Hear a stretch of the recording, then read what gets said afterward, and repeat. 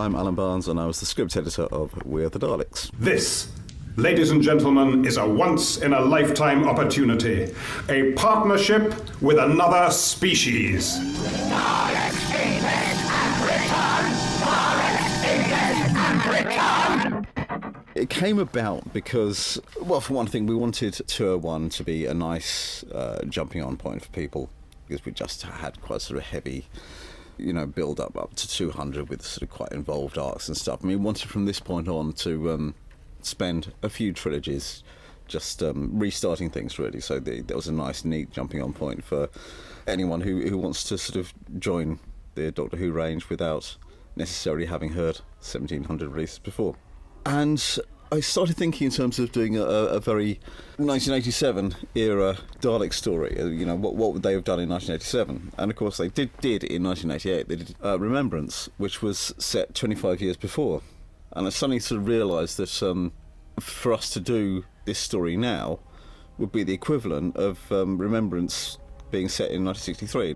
I just thought it would be as interesting and valid because, of that sort of 25-year gap, to do 1987 as a nostalgia piece, as Remembrance of the Daleks was in 1988. Hello, I'm Ken Bentley, and I directed Doctor Who, We Are the Daleks. If this is what Dalek investment can achieve, it's just what the UK needs. Dalek investment? So that's what the Zenith Corporation is for?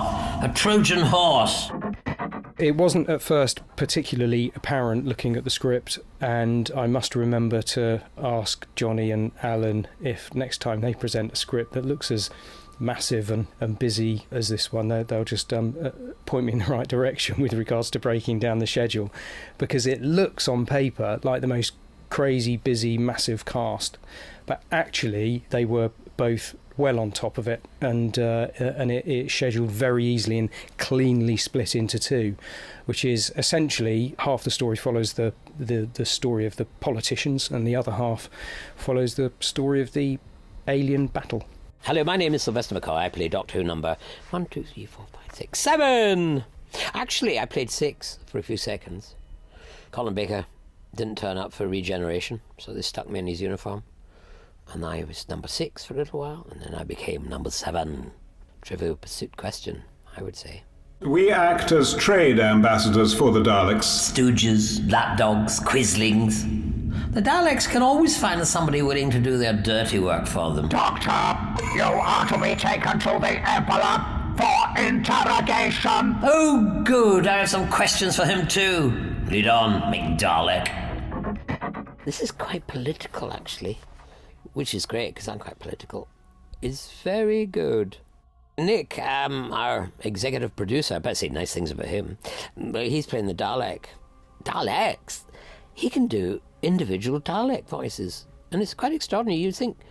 At first you think, oh, it's just one voice, exterminate. No, but he does the Emperor of the Dalek, which is slow and ponderous, and you can hear it's the Emperor, and then there's another Dalek, and then there's one that's very squeaky and gets very hysterical running around in there. He's got 5 or 6 different Daleks in him.